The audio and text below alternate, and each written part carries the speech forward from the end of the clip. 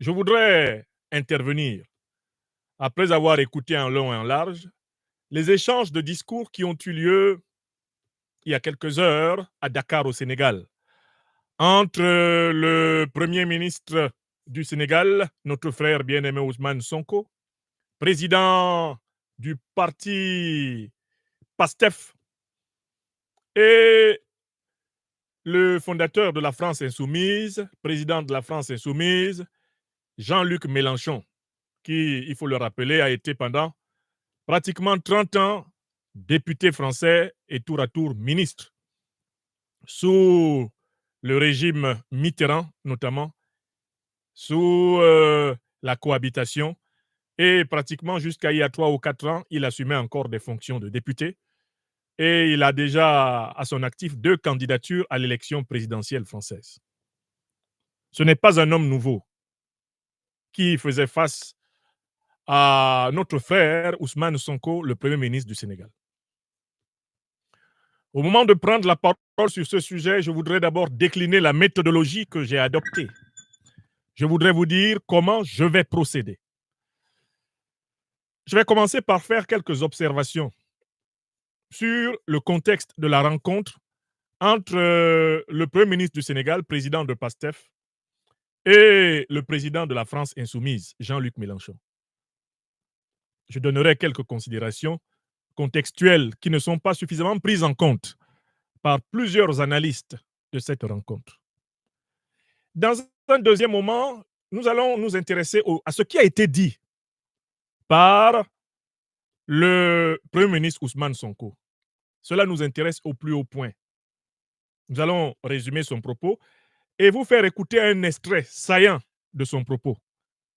Un extrait dans lequel celui-ci martèle les thèses traditionnelles de la grande famille du panafricanisme de gauche.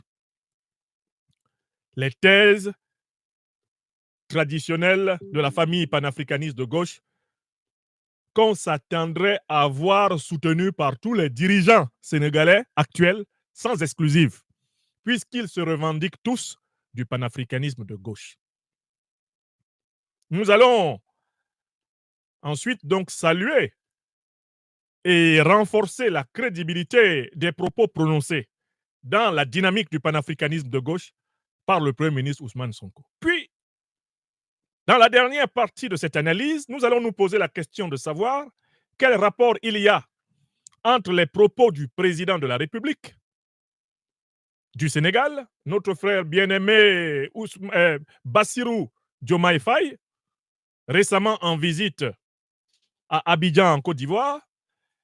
Quel lien on peut établir entre ces propos et les propos du Premier ministre, président de PASTEF, Ousmane Sonko? Nous allons nous poser, dans la dernière partie de cette conférence, la question de la cohérence dans le positionnement idéologique et même diplomatique du nouveau pouvoir sénégalais. Si ce programme vous intéresse, alors partagez cette émission et protégez-la. Ne laissez pas l'ennemi nous interrompre. Si ce programme vous intéresse, partagez cette émission et protégez-la.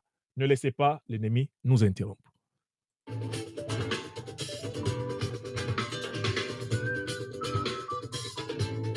Soyez salués à travers toute l'Afrique, à travers toutes les diasporas. Et je salue la grande nation africaine du Sénégal, qui, je le sais, écoute de plus en plus, depuis plusieurs années, les émissions de votre serviteur.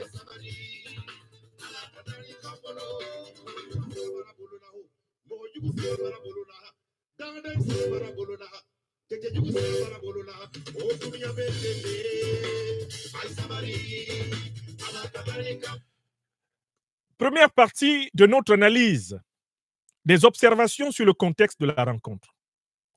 Tout le monde le sait, brillamment élu à la tête du Sénégal, le président Bassirou Diomaye Diakhar Faye et son premier ministre et président de parti PASTEF, Ousmane Sonko, sont à la tête du pays. Ils ont pris l'exécutif du pays d'une manière spectaculaire et magistrale.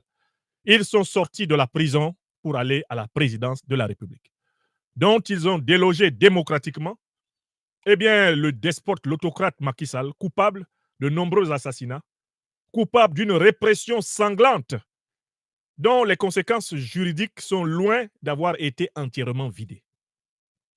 Oui, cette année 2024 nous a donné à voir le départ d'un autocrate qui était tenté par le sempiternel troisième mandat anticonstitutionnel, qui avait tenté de reporter l'élection présidentielle sénégalaise au 15 décembre 2024, qui avait tenté par toutes sortes d'acrobaties, qui avait tenté de voler à l'intrépide, vigilant et éveillé peuple sénégalais sa souveraineté. Mal lui en a pris. Macky Sall, qui aujourd'hui rase les murs de Marrakech au Maroc et qui s'attend à tout moment que soient lancées véritablement des poursuites pour l'ensemble de ses œuvres néfastes, autant dans le terrain politique que financier, Macky Sall est parti de la plus piteuse des manières. Il est sorti de l'histoire par la petite porte.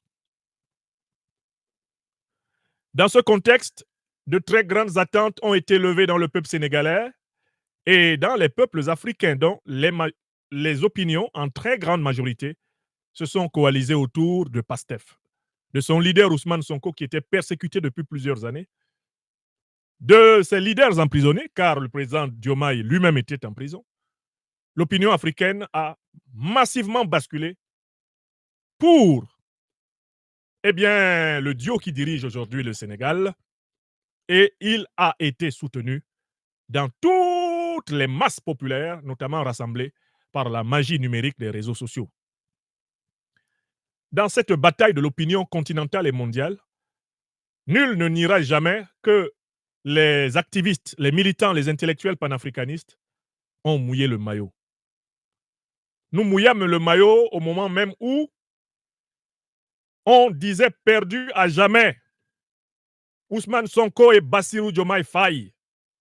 Nous mouillâmes le maillot, nous, militants, activistes, intellectuels panafricanistes, lorsque certains partisans de mon frère, Succès Masra depuis lors appelé échec, nous disaient que c'était par notre faute, par notre soi-disant radicalisme, dans lequel nous aurions été suivis par nos frères Ousmane Sonko et Bassirou Diomaye Faye, qu'ils se retrouvaient maintenant en prison. Et que nous étions coupables de leur avoir fait perdre le chemin de leur carrière, au moment où Masra, quant à lui, négociait un strapontin de Premier ministre par un pacte passé à Kinshasa. Nous avons traversé tous les colibets quand nos frères Diomaye Faye et Sonko Ousmane étaient en prison. On nous a taxés de coupables d'un extrémisme qui les a perdus. On nous a moqués jusqu'à ce que le renversement inattendu de l'histoire ait lieu et que les geôliers soient obligés d'ouvrir les prisons dakaroises et que de la prison, Ousmane Sonko accompagne, dans le cadre de la campagne Diomaye Moïse Sonko, son candidat de substitution au palais présidentiel, aux grandes dames de Macky Sall, dont le visage respire depuis lors la morgue la plus totale. Dans ce contexte, donc, grande attente du peuple sénégalais et notamment de la jeunesse, grande attente des peuples africains et des opinions amplement mobilisées par les panafricanistes. Dans ce contexte, quelle a donc été la démarche internationale du nouveau régime sénégalais? Le nouveau régime sénégalais a choisi de commencer par ménager les puissances qui n'étaient pas favorables aux opposants Sonko et Diomaye, quand ceux-ci étaient en prison. Arrivé au pouvoir, la ligne diplomatique définie par le duo de PASTEF a consisté à commencer par rassurer les dirigeants régionaux réputés hostiles au peuple. Il n'y a qu'à étudier la carte des visites diplomatiques. Les premières visites diplomatiques qui ont été faites, elles étaient faites pour la Guinée-Bissau, elles étaient faites pour la Mauritanie, elles ont été faites pour la Côte d'Ivoire, là où que ce soit l'opinion sénégalaise, dans son écrasante majorité, l'opinion africaine dans son écrasante majorité s'attendait à ce que l'exécutif nouveau du Sénégal aille d'abord auprès des persécutés d'Afrique de l'Ouest pour montrer qu'il avait choisi clairement le camp du panafricanisme révolutionnaire, le camp du panafricanisme de gauche et de l'émancipation africaine. Où étaient-ils attendus? Ils étaient attendus à Bamako. Ils étaient attendus à Ouagadougou. Ils étaient attendus à Niamey. S'ils avaient commencé leur visite diplomatique par l'Afrique persécutée, l'Alliance des États du Sahel, l'Afrique, dans son écrasante majorité, aurait entièrement fait confiance aux visites ultérieures qui seraient rendues à la Côte d'Ivoire sous Ouattara, à la Guinée-Bissau sous Embalo, à la Mauritanie sous El Ghazouani. Tout cela n'aurait pas troublé les Africains. Donc le contexte est marqué par une espèce de nouvelle méfiance qui est née dans l'opinion sénégalaise, dans l'opinion africaine, au regard des premiers pas du président fraîchement élu, Bassirou Diomaye Diakhar Faye. Les Africains se sont dit, mais finalement, panafricaniste de gauche, nous dit-il. Son père nous dit qu'il est le nouveau Sankara, le nouveau Kwame Nkrumah. Son père nous dit qu'il est un Jerry John Rawlings qui arrive. Est-ce que Sankara, Nkrumah ou Jerry John Rawlings auraient rendu leur première visite au suppôt du néocolonialisme, ayant pris le pouvoir? L'Afrique s'est posé ces questions. Et j'insiste, et je persiste, et je signe à dire que ce sont des questions légitimes. Nous ne faisons pas de l'engagement politique une affaire d'amis-amis. C'est aussi d'abord une affaire de vérité et de justice. Il faut que l'opinion et les dirigeants sénégalais sachent que l'Afrique s'est posé ces questions et que le peuple sénégalais, y compris le peuple de Pastef, s'est posé ces questions. Alors, certains, par complaisance, par compassion, par compréhension, ne vont pas le dire parce qu'ils ont peur de perdre éventuellement quelques avantages. Nous, on peut le dire. Je ne risque rien. Je ne demande rien aux nouveaux dirigeants sénégalais pour moi. Rien. Je ne leur demande rien. Donc, je fais mes analyses. Maintenant, il y a un troisième élément important du contexte. C'est l'état dans lequel se trouve l'ancienne puissance coloniale, dont on connaît les liens étroits avec le Sénégal. Les liens de la France avec le Sénégal sont encore plus étroits qu'avec beaucoup d'autres anciennes colonies françaises. Pourquoi? Parce que le Sénégal a été utilisé à partir de la fin du 19e siècle comme la rampe de lancement du colonialisme français en Afrique. Ce n'est pas un hasard si c'est au Sénégal que l'armée française a constitué son premier bataillon de supplétifs, qu'on a appelé les tirailleurs sénégalais. C'était sous Napoléon.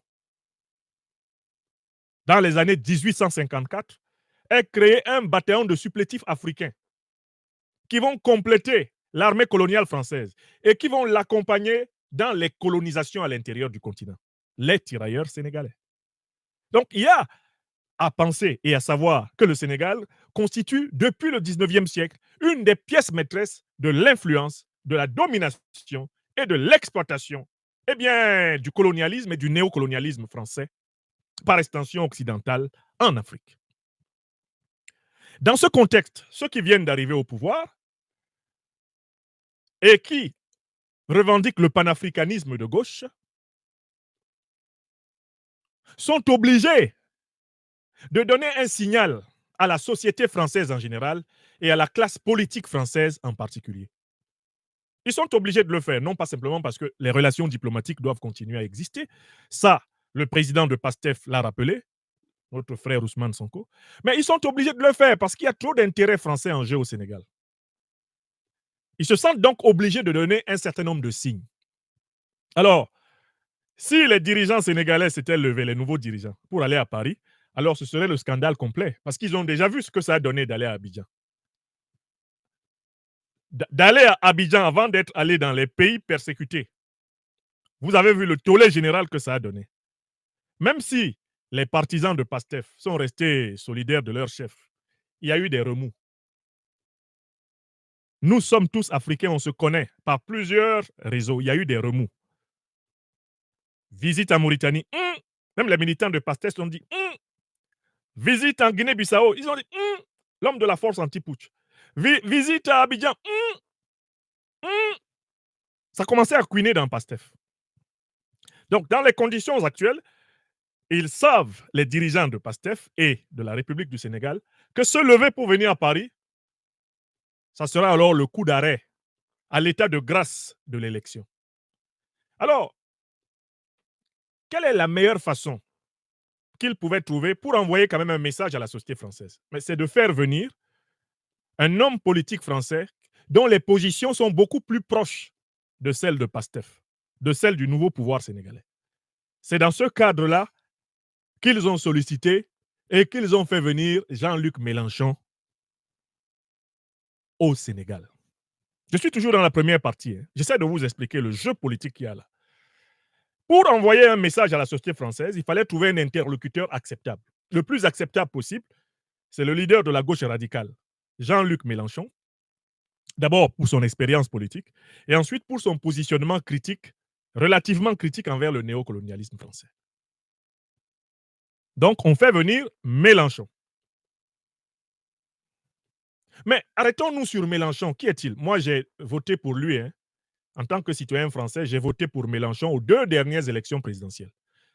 Parce qu'il est ici des hommes politiques, celui qui est le plus proche des idées qu'en tant que panafricaniste de gauche, je défends en Afrique. Donc, je voudrais d'abord que ce soit clair. Moi, en France, j'ai été son électeur 2 fois. Ce qui ne m'empêche pas d'avoir un rapport critique à l'homme. Mais qui est Mélenchon? C'est un homme de 70 ans passés, n'est-ce pas? Et c'est un homme qui a une très longue carrière politique, dont une bonne partie a été passée sous François Mitterrand dans le cadre du Parti socialiste français. Mais François Mitterrand, n'est-ce pas lui, l'homme politique qui a rusé avec l'Afrique à travers son discours de la Baule en 1990? Mitterrand n'est-il pas l'un des artisans de la disparition de Thomas Sankara au Burkina Faso? Ne vous souvenez-vous pas de la passe d'armes entre François Mitterrand, élu en 1981 à la tête de la France, sous la bannière du Parti socialiste et du Parti communiste dans le cadre de leur union? Ne vous souvenez-vous pas des répliques virulentes de François Mitterrand à Thomas Sankara critiquant le néocolonialisme, le colonialisme et l'impérialisme français et occidentaux? Ne dit-on pas d'ailleurs souvent que Thomas Sankara signa son arrêt de mort le jour où, en invitant François Mitterrand à Ouagadougou, il se permit de critiquer le soutien de la France au régime de l'apartheid. L'apartheid. Oui, la France de François Mitterrand a soutenu le régime criminel de l'apartheid. Et Mélenchon était au Parti socialiste français. Il faut que vous le sachiez. Parce que le type qui est assis à Dakar devant son cours, ce n'est pas un homme neuf. Ce n'est pas un homme neuf. Il a une partie de sa vie politique passée à l'intérieur d'une famille politique néocolonialiste. Car le néocolonialisme français n'est pas que l'apanage de la droite ou de l'extrême droite ou du centre. Le néocolonialisme français est un phénomène qui recouvre la quasi-totalité des familles politiques françaises, à quelques individuelles exceptions près. Quand ils sortent des frontières de France, ils estiment qu'il faut systématiquement prendre les seules décisions qui avantagent globalement, de toutes les façons possibles, la France, avant toute chose. Donc, il faut que vous voyez très bien que M. Mélenchon, un, ce n'est pas un homme politique neuf. Deux, c'est un héritier et un admirateur de François Mitterrand. Parce qu'il y en a qui parlent des gens, ils ne les ont pas lus. Alors, tout le temps qu'il parlait, le Premier ministre Ousmane Sonko faisait tout pour ne pas froisser son interlocuteur en le distinguant des autres. En effet, les positions de Mélenchon ont certes évolué, d'accord? Mais Mélenchon est co-responsable du bilan de Mitterrand. Et il est fier de Mitterrand. C'est un mitterrandien, c'est un mitterrandiste. D'accord? Donc, on ne peut pas penser que lui, il n'est pas d'une manière ou d'une autre contribué à la prolongation de la France-Afrique, dont la droite, la gauche française ont été co-responsables. Ça, c'est le premier point que je veux souligner. Alors, c'est trop facile d'essayer de présenter l'Afrique comme le lieu où on vient s'acheter une virginité politique à peu de frais. Ce monsieur Jean-Luc Mélenchon, moi, je le connais ici en France. Et je vais vous donner un témoignage personnel. Lors de sa deuxième campagne électorale ici en France, j'ai été approché par des Africains membres de la France insoumise pour aller le voir et essayer de lui demander de bien marquer à l'intérieur du programme de la France insoumise les revendications de l'Afrique des libertés. Nous voulions que la France insoumise annonce le retrait sans condition de toutes les bases militaires françaises d'Afrique, que ce soit marqué dans le programme. Nous voulions que la France insoumise, le candidat de la France insoumise, dise qu'il va supprimer le franc CFA, car ce n'est pas une monnaie africaine, c'est la monnaie de la Banque de France. Nous voulions que le candidat de la France insoumise accepte de marquer que les Africains ont le droit de fonder leurs institutions sur leur propre tradition, l'africanophonie. Enfin, nous voulions que le président de la France insoumise, le candidat de la France insoumise, s'accorde à soutenir l'Afrique pour l'accès à une position de membre permanent au Conseil de sécurité des Nations Unies et par conséquent qu'il fallait que la France cesse de tenir le statut de penholder, tenant de la plume dans les affaires de l'Afrique dite francophone. Voilà les 4 idées avec lesquelles nous devions rencontrer M. Mélenchon. Il a demandé que je lui envoie un draft des idées que j'allais lui exposer. Je lui ai envoyé un draft des idées que je viens de vous résumer. Vous savez ce qu'il a fait? Il a attendu le jour du rendez-vous. Je dis bien le jour du rendez-vous. C'était un mardi de l'an 2022. Le rendez-vous avait lieu à 16h. À 11h, il a appelé tout le monde pour dire qu'il avait un empêchement, il y avait un deuil dans sa famille. On ne pouvait pas avoir la réunion. Et on n'a jamais eu la réunion. Voilà l'homme. Quand il se prépare à être candidat à la présidence, pour flatter les Africains, il donne l'impression qu'il va prendre des mesures radicales, mais il ne les marque jamais. Il ne les assume jamais. Quand il a fini sa manœuvre, et dans le cas d'espèce, il a perdu l'élection, là, il redevient radical pour l'indépendance des Africains. Mais Mélenchon, qui était assis face à notre frère Ousmane Sonko, n'a jamais été clair sur les bases militaires. Il n'a jamais été clair sur le franc CFA. Il n'a jamais été clair. Il n'a jamais été clair sur l'africanophonie. Et il n'a jamais été clair sur la fin de l'influence française dans les affaires africaines. Cela lui vient de son passé mitterrandien. Alors que c'est l'un des hommes politiques français les plus proches des idées du panafricanisme de gauche, je me dois de vous dire que ce n'est pas lui qui va incarner la révolution de la politique africaine de la France. C'est trop tard pour lui. Il a eu 2 occasions. Il n'a pas été à la hauteur. Je vous donne un témoignage personnel. Moi, j'ai été membre du Parti socialiste français pendant 10 ans. Parce que moi aussi, j'ai mon histoire dans cette affaire que je vous raconte. J'étais membre du Parti socialiste français pendant 10 ans. J'ai démissionné quand François Hollande a envisagé que lorsqu'un Français issu de l'immigration commet une faute contre la France, lui, on lui enlève sa nationalité. Mais un Français blanc qui commet une faute contre la France, il n'y a pas de problème. Quand il a dit ça, Hollande, j'ai jeté ma carte du Parti socialiste. Mais je m'étais battu pour que soit inscrit dans le programme de François Hollande, avec beaucoup d'autres camarades au Parti socialiste, nous nous sommes battus pour qu'il soit dit, proposition 58, je mettrai fin à la France-Afrique. Hollande l'avait écrit, même si par la suite, il devait le trahir. Mais quand j'ai vu qu'Hollande flirtait avec les idées de l'extrême droite, président de la République, osait envisager que quand un Africain d'origine africaine, un Français d'origine africaine, serait en porte-à-faux avec l'État français, lui, on le déshabille, on le met tout nu, alors que quand c'est un blanc français qui fait la même chose, on ne lui fait rien de comparable. Quand c'est sorti de la bouche de Hollande, j'ai jeté ma carte du Parti socialiste jusqu'aujourd'hui. Je n'ai plus jamais repris la carte d'un parti français. Vous comprenez? Donc, je voulais commencer d'abord par vous situer. Parce que notre frère Ousmane Sonko, dans son allocution, a semblé donner l'impression que Mélenchon était un saint homme. Un anticolonialiste notoire, un amoureux de l'indépendance. Ce n'est pas vrai. Ce n'est pas vrai. C'est un homme ambigu qui était assis là.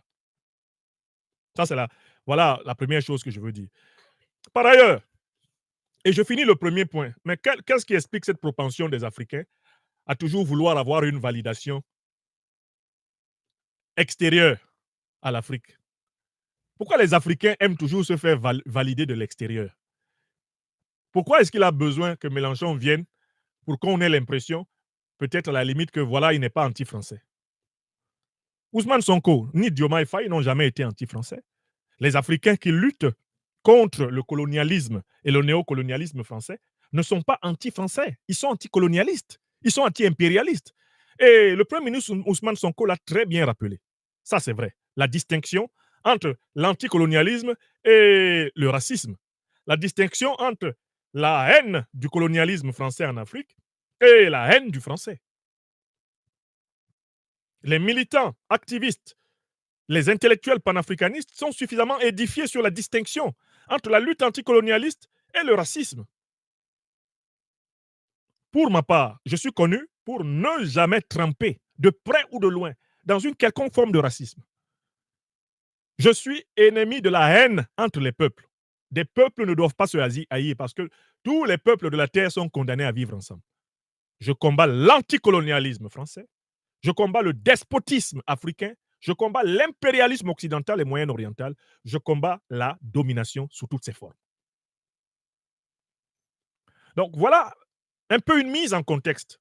Déjà, il faut que cette image qui vous a été donnée de Mélenchon soit corrigée. Ce n'est pas un saint homme. C'est un héritier du mitterrandisme.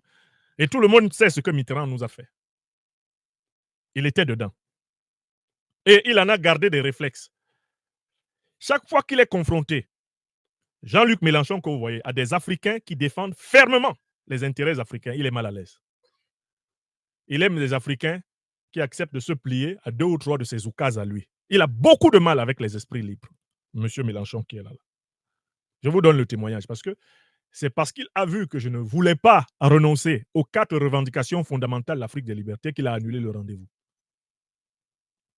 Peut-être aurait-il voulu que je dise, bon, on va promouvoir la francophonie. Je dis non. Il y a 4 points. C'est le programme de l'Afrique des libertés. Ce sont des points essentiels pour l'émancipation du peuple africain. Si vous voulez que j'appelle les Africains vraiment à vous soutenir, que nous appelions les Africains de France à vous soutenez la décolonisation totale de l'Afrique. Pas d'ambiguïté. Vous dites quand est-ce que vous allez abolir, supprimer le CFA. Vous dites quand est-ce que vous retirez les 4 principales bases militaires et toutes les autres. Vous dites quand vous mettez en place les structures de la nouvelle coopération franco-africaine. Vous dites quand on veut un calendrier. Le simple fait que j'ai parlé comme cela, il a annulé le rendez-vous. J'imagine ce qu'il a dû se dire avec les gens de son équipe. Il est prétentieux, ce Franklin Nyamsi, mais pour qui il se prend? Il croit qu'il peut dicter ses idées comme ça à la France insoumise, mais écoutez, c'est pas comme ça que ça se fait, la politique. C'est la négociation. C'est comme ça qu'ils sont. C'est comme ça qu'ils sont. Voilà pourquoi seule la lutte libérera le continent africain. Seule la lutte libérera le continent africain. Parce que si les conseils pouvaient libérer le continent africain, tous les conseils que j'ai donnés aux dirigeants occidentaux que j'ai rencontrés, aux hommes politiques, aux parlementaires, aux députés, aux sénateurs occidentaux que j'ai rencontrés, tous les conseils que moi seul je leur ai donnés là, la crise franco-africaine que nous connaissons aujourd'hui n'existerait pas. J'ai fait le tour de France et de Navarre. J'ai visité tous les pays d'Europe pratiquement, en dehors de ceux d'Europe du Nord. Et j'ai donné des conférences. Et j'ai rencontré des décideurs. Et je leur ai parlé. Anticipons, s'il vous plaît. La crise occidentalo-africaine arrive. Et ils nous prenaient pour des petits prophètes qui crient dans le désert et des gens impuissants. Maintenant, ils suivent tout ce que je dis. Il y a toute une série d'équipes à l'Élysée, au ministère des Affaires étrangères, au ministère de l'Éducation nationale, chargées de suivre les déclarations de Franklin Nyamsi Ouattara. Moi tout seul. Il y a au moins une trentaine ou une quarantaine de fonctionnaires qui travaillent sur la moindre de mes déclarations. Pourtant, ce n'était pas nécessaire. Il suffisait de m'écouter depuis. Ils surveillent mes déclarations maintenant parce que je suis écouté par les Africains davantage que par le passé. Et que leur France 24, leur RFI, leur Le Monde, leur Jeune Afrique ne nous dépassent plus. Nous les avons dépassés. Bon, alors, très bien. Je passe à la deuxième partie de mon analyse. Alors, dans la deuxième partie de mon analyse, je voudrais laisser parler l'orateur, le Premier ministre Ousmane Sonko. Vraiment, il a été amplement véridique. Je voudrais le saluer. Monsieur le Premier ministre, cher frère, bravo. Des vérités crues ont été dites à Dakar. Même Mélenchon était mal à l'aise. Regardez bien la tête qu'il faisait quand Sonko sortait les directs. C'est lui, le supposé homme de gauche révolutionnaire français. Mais regardez comment il rougissait. Surtout, évaluez le nombre de fois qu'il a rougi, Mélenchon. Et vous comprendrez pourquoi Mitterrand, qui prétendait être un leader de gauche, a rougi quand Sankara parlait. Par certains côtés, j'ai eu l'impression de revoir la scène où Mitterrand rougit pendant que Sankara parle à Ouagadougou. J'ai eu l'impression de la voir par moments entre Ousmane Sonko et Mélenchon. Sonko avait beau passer la pommade à Mélenchon. Vous savez, ici, à cause de l'absence de mélanine dans la peau de nos frères leucodermes, ils sont obligés de mettre beaucoup de pommade sur leur peau avant d'aller au soleil, donc de protéger leur peau. Donc, la parole d'Ousmane Sonko était comme un soleil brûlant. Et avant de parler à chaque fois, Ousmane prenait de la pommade et il mettait ça sur Mélenchon pour que la parole ne le brûle pas trop. Mais malgré cette pommade, passée à plusieurs fois, non, alors ce que je dis ne vous concerne pas. Vous n'êtes pas dans ce cas. Monsieur Mélenchon, surtout pas vous. Je parle des autres. Je parle de Monsieur Macron. Ça arrivait toujours sur Macron. Parce que la vérité pure est un feu qui brûle sans consumer. Oui, ça te brûle, mais tu n'es pas consumé. Parce que ça t'atteint par l'intérieur. La vérité, la parole de vérité atteint un être humain par l'intérieur.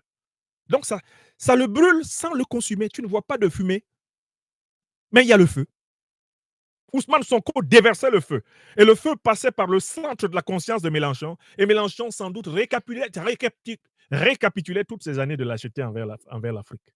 Il disait, oh là là là là là là là là. Ils ont pris conscience. Ils savent à qui ils ont affaire, ces Africains. Donc, nous allons donner la parole au Premier ministre Ousmane Sonko. J'ai pris un extrait de 5 minutes qui m'intéresse beaucoup, cet extrait-là. Il va nous dire, il va parler à Mélenchon devant nous et nous allons apprécier. Nous allons vraiment apprécier le propos du Premier ministre après pour conclure cette émission. Mes amis, continuez à protéger, s'il vous plaît, cette émission et à la partager. Ne la laissez pas en proie aux intrus. Ne la laissez pas en proie aux intrus. Hop, alors, je cherche l'extrait très intéressant. Avec les mêmes principes. Je m'en veux pour exemple. Écoutez. Ce qui se passe aujourd'hui dans les pays du Sahel. On a tout fait de condamner, d'exclure, de mettre des embargos. Ce que nous condamnons nous-mêmes. Il est inadmissible que des Africains fassent l'objet de condamnation, on peut comprendre, mais qu'ils fassent l'objet d'ostracisme et d'exclusion en terre africaine, ce n'est pas admissible. Aujourd'hui, l'Europe a ses propres problèmes avec des pays qui se disent adeptes de l'illibéralisme, oui, et qui ne respectent pas forcément les règles de l'Union européenne. Ce n'est pas pour autant comme que la ces Hongrie pays sont mis sous embargo, ouais, ou que les subventions européennes sont coupées. Oui. Pourquoi faudrait-il que des problèmes politiques en Afrique soient réglés par les Africains sur commande extérieure en s'attaquant à des pays frères et à leur population surtout? Nous ne pouvons pas l'accepter.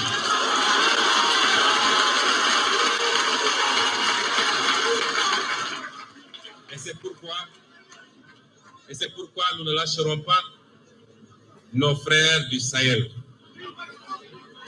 Et nous ferons tout ce qu'il faut pour raffermir les liens et leur apporter notre solidarité. Ceux qui aujourd'hui condamnent des régimes considérés comme des régimes militaires ou dictatoriaux sont pourtant enclins à aller dans d'autres régimes qui ne sont pas démocratiques lorsque leur intérêt s'y trouve pour négocier du pétrole ou des marchés. Est-ce qu'à partir de ce moment, on peut dire qu'ils se mêlent de tout avec les mêmes principes? Absolument pas. Les problèmes internes au pays doivent être réglés par les citoyens de ces pays. Certes, il y a eu des coups d'État. Et certes, personne n'encourage la commission de coups d'État. Mais je refuse d'être ceux qui analysent les symptômes et qui refusent d'analyser les causes réelles et profondes.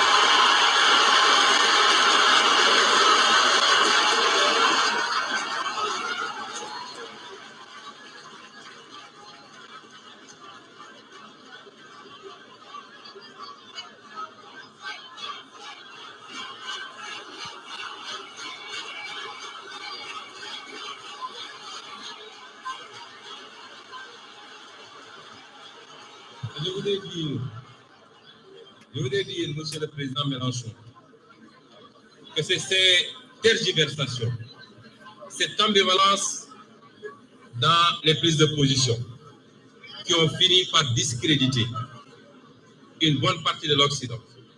Et en l'occurrence ici, l'Europe et la France, au regard de tous ces peuples africains qui aujourd'hui vont aux mêmes écoles, suivent de la même manière l'actualité mondiale et sont aussi éveillés que tout autre peuple du monde.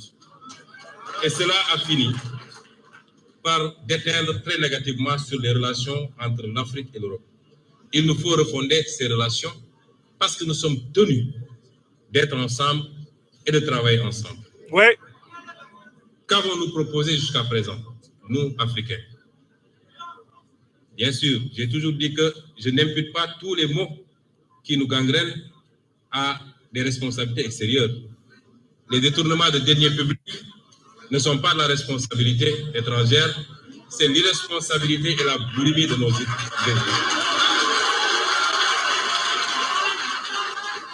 Les mauvais choix de politique publique, même s'ils sont dictés par des institutions internationales,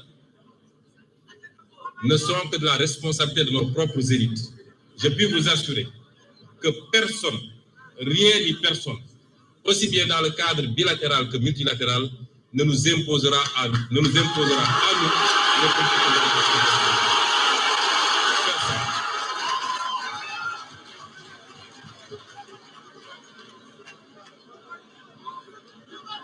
Et donc, Oui. nous allons développer ici quelques axes qui nous paraissent importants, des propositions, des offres sur ce qui doit pouvoir relancer cette coopération sur de meilleurs termes qu'elle ne l'est actuellement. Ouais. Mais avant, je présenterai brièvement le modèle qui est le nôtre. Nous sommes arrivés au pouvoir avec un modèle que nous avons présenté aux Sénégalais pendant 10 ans. Nous n'avons pas été élus parce que nous avons des machines à biais pour distribuer à un électorat. Non. Nous avons été élus sur la base d'un programme, d'un projet, d'une vision. Et de manière synthétique, c'est quoi cette vision? Pour nous, l'Afrique peut et doit être une importante locomotive de la croissance mondiale. Pour cela, elle n'a pas prioritairement besoin d'un traitement de faveur ou d'une approche infantilisante, comme ce fut le cas jusque-là. Elle n'a pas besoin d'un modèle principalement financé de l'extérieur à travers une dette mal maîtrisée et libérée en devises étrangères, ou d'un afflux d'investissements directs étrangers exclusif du secteur privé national qui génère une croissance extravertie du fait, entre autres, d'un taux de change fixe. On nous parle de croissance depuis des années. La pauvreté n'a pas cessé de galoper. Le chômage n'a pas cessé de monter parce que cette croissance n'est pas faite par et pour les Africains.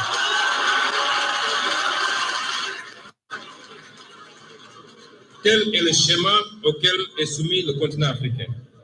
Et le Sénégal en particulier, par le libéralisme ambiant qui les a réduits à un statut de marginaux dans leur propre continent. Les conséquences sont sans appel. Comme je l'ai dit tout à l'heure. Très bien. Je voulais vous faire écouter cet extrait et vous pourrez, avec loisir, écouter d'ailleurs tout le reste du discours du Premier ministre sénégalais, président de PASTEF, notre frère Ousmane Sonko. Il y a un autre extrait d'ailleurs dans lequel celui-ci cite un extrait de Jacques Chirac, dans lequel celui-ci dit ceci. Il cite cet extrait de Jacques Chirac.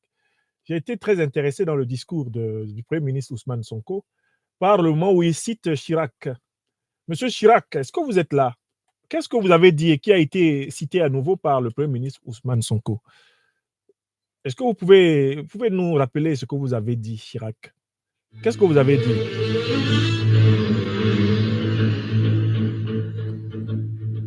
Ousmane Sonko a repris. c'est qu'une grande partie de l'argent qui est dans notre porte-monnaie vient précisément de l'exploitation depuis des siècles de l'Afrique. Pas uniquement, mais beaucoup vient de l'exploitation de l'Afrique. Alors, il faut avoir un petit peu de bon sens, je ne dis pas de générosité, de bon sens, de justice, pour rendre aux Africains, je dirais, ce qu'on leur a pris, d'autant que c'est nécessaire si on veut éviter les pires convulsions ou difficultés avec les conséquences politiques que ça comporte dans le prochain avenir. Merci, M. Chirac. Vous pouvez retourner dans votre tombe. Alors, mes chers amis, quand le Premier ministre Ousmane Sonko a cité cet extrait, il a dit, alors qu'on pourrait attribuer ces propos aux activistes africains les plus radicaux, eh bien, je vous informe que ces propos sont de l'ancien président français Jacques Chirac. Et d'ajouter, le président Mélenchon n'était peut-être pas au courant de ces propos. Bon, je dis à mon frère Ousmane Sonko que le président Mélenchon est tout à fait au courant de ces propos. Parce que moi, quand je lui ai écrit, que j'ai écrit à son secrétariat, ça faisait partie des pièces à conviction que je lui ai données. Peut-être que le président Mélenchon n'était pas au courant de ses propos avant 2022. Je n'en sais rien, je n'ai pas les moyens de le savoir. Mais au moins moi, Nyamsi Wa Cameroun, je lui ai donné la vidéo à Jean-Luc Mélenchon. Donc, le président Ousmane Sonko se trompe quand il pense que Mélenchon ne sait pas que Chirac a tout avoué. Ça, je corrige déjà ce dernier point. Mélenchon sait. Et il sait que ce que Chirac dit est vrai. Il fait partie des hommes politiques français les plus documentés sur la domination française. Mélenchon le sait très bien. Il ne faut pas le dédouaner ici. Il n'y a aucune ignorance du phénomène de l'exploitation de l'Afrique. Il le sait. Et il était au Parlement français lorsque André Chassaigne, lorsque Jean-Paul Lecoq, lorsque lui-même dénonçait ce colonialisme et ce néocolonialisme. Donc, il faut arrêter de dédouaner qui que ce soit dans l'élite politique française. Il faut arrêter de les dédouaner d'une quelconque ignorance de la politique africaine réelle de la France. L'élite politique française connaît cette politique. Et l'ignorance, dans ces cas-là, n'est qu'une feinte rhétorique. Mais je reviens à l'extrait d'avant. Le Premier ministre Ousmane Sonko, président de PASTEF, déploie un raisonnement logique dans les 5 minutes que je vous ai fait écouter. Il commence par indiquer ce pourquoi l'Occident, l'Europe, la France sont discrédités mondialement. Et il dit que leur discrédit vient de leur double langage, de leur ambiguïté. Écrivez ça. Ambiguïté pourquoi? Parce que les principes qui sont proclamés par les États-Unis d'Amérique, par l'Union européenne, par la France, quand ces puissances s'adressent aux pays africains, ne sont pas les mêmes principes que les mêmes puissances utilisent quand elles s'adressent à l'Arabie saoudite, au Qatar, aux Émirats arabes unis. Quand les mêmes puissances s'adressent à des États qui font leurs 4 volontés ou qui assurent leur hégémonie mondiale, les principes utilisés contre l'Afrique disparaissent. Le Premier ministre Ousmane Sonko est ici pédagogique. Il pointe le talon d'Achille de l'Occident, le 2 poids, 2 mesures. Le fait d'avoir des principes à géométrie variable. Voici des gens qui veulent dicter la démocratie aux Africains, mais qui n'ont pas fini de démocratiser les 12 monarchies européennes. Comment comprendre qu'il y ait encore des monarchies en Europe et que les dirigeants européens, dès qu'ils franchissent la Méditerranée, commencent avec la prédication démocratique, à la démocratie? Votre problème, c'est quoi? Est-ce que vous avez fini de démocratiser l'Europe? Pourquoi l'Espagne a-t-elle un roi? Pourquoi la Belgique a-t-elle un roi? Pourquoi l'Angleterre, le Royaume-Uni a-t-il un roi? Pourquoi le Danemark, la Suède, le Luxembourg? Pourquoi les Pays-Bas?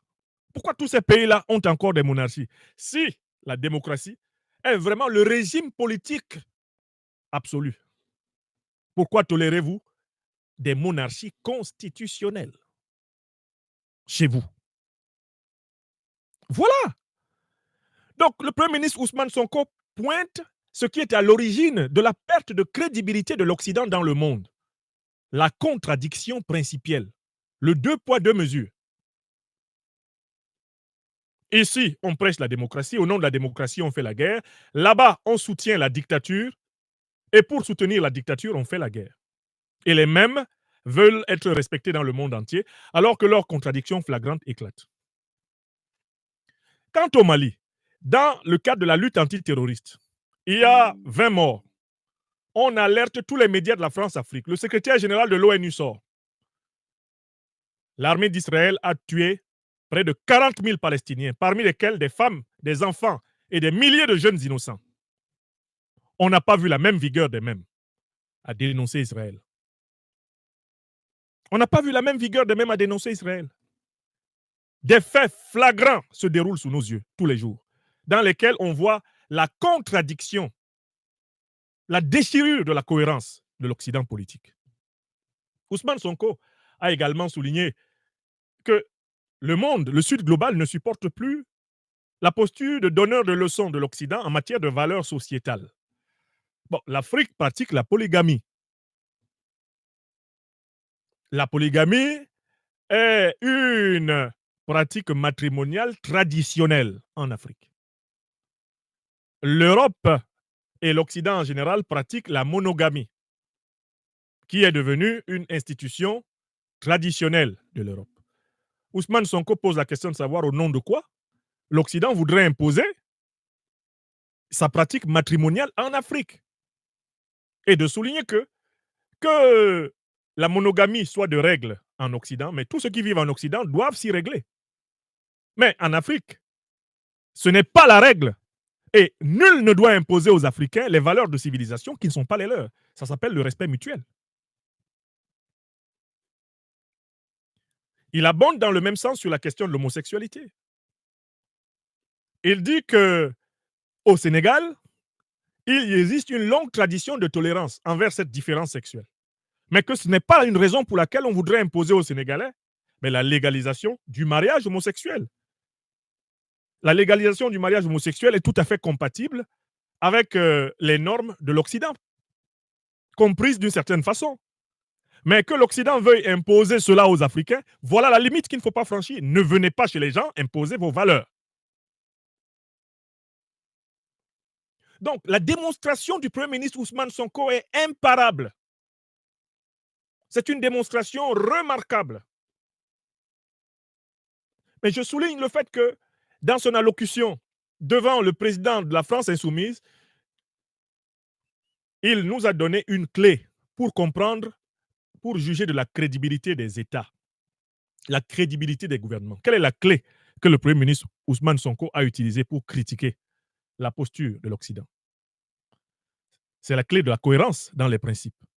Et il a appliqué cette clé à la situation au Sahel. Quelles sont les accusations formelles? Quels sont les constats formels d'Ousmane Sonko?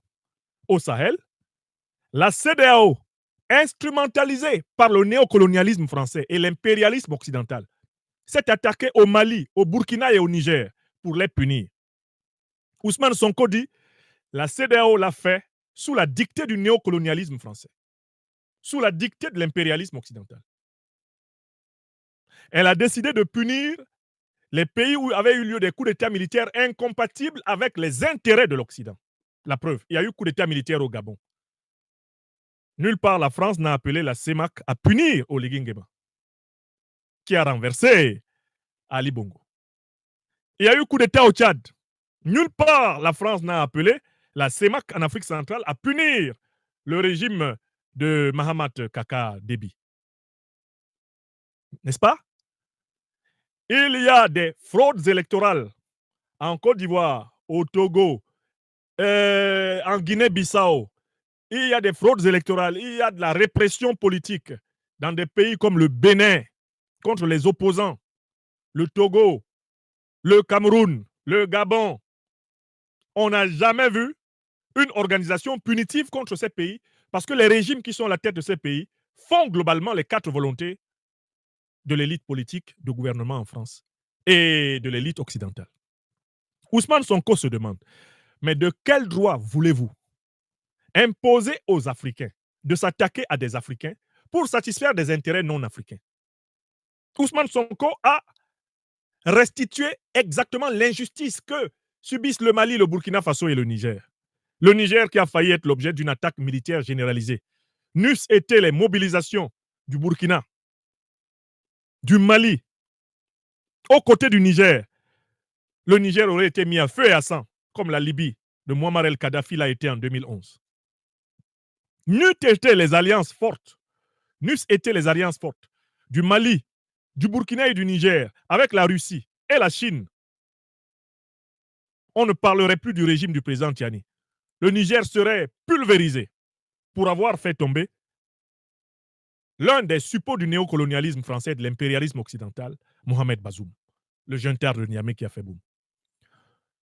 Ousmane Sonko a mis les deux pieds dans le plat et a clairement indiqué que la CEDEAO est une organisation sous domination néocoloniale.